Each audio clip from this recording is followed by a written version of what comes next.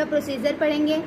ये देखते हैं इसका प्रोसीजर कैसे होता है। करके कुछ इंस्ट्रूमेंट हैं जो डिलीवरी के टाइम हम यूज़ करते हैं। मैकेनिज्म ऑफ लेबर, सबसे पहले हम ये जानेंगे कि लेबर होता क्या है। लेबर होता है जब हमारा फीटस वजाइना के द्वारा बाहर आता है तो उसको हम लेबर कहते हैं।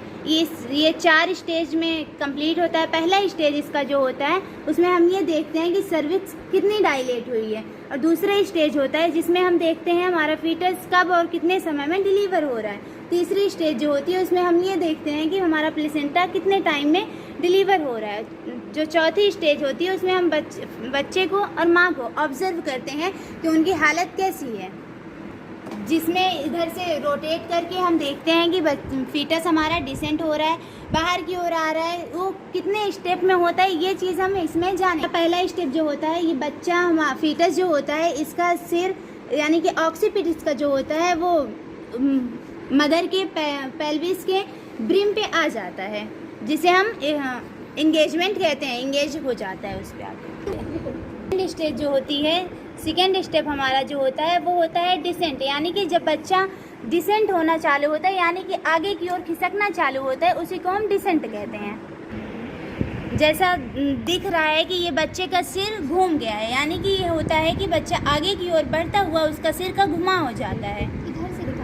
सिर का घुमाव होते हुए बच्चा आंतरिक गर्भावर्तन में चला जाता है, जो कि हमारा फोर्थ स्टेप होता है। आइए फिफ्थ स्टेज होता है। फिफ्थ स्टेप होता है वो होता है क्राउनिंग। क्राउनिंग में हम देखते हैं कि बच्चा आंतरिक गर्भावर्तन करते हुए बाहर की ओर से हम उसका पेरिनियम वाला एरिया उभार टाइप का दिखने लगता है, जिसे हम क्राउनिंग कहते हैं। अगला स्टेप जो हमारा होता है वो होता है एक्सटेंशन। एक्सटेंशन में वो तनते हुए बच्चा बाहर की ओर निकलने लगता है। फिर अगला स्टेप होता है सिर का अपनी पुनः स्थिति में वापस आना, यानी कि जैसा जिस प्रेजेंटेशन के साथ बच्चा अंदर रहता है माँ के गर्भ में, ठीक उसी प्रकार बाहर की ओर उसकी प्रेजेंटेशन हमें दिखती है।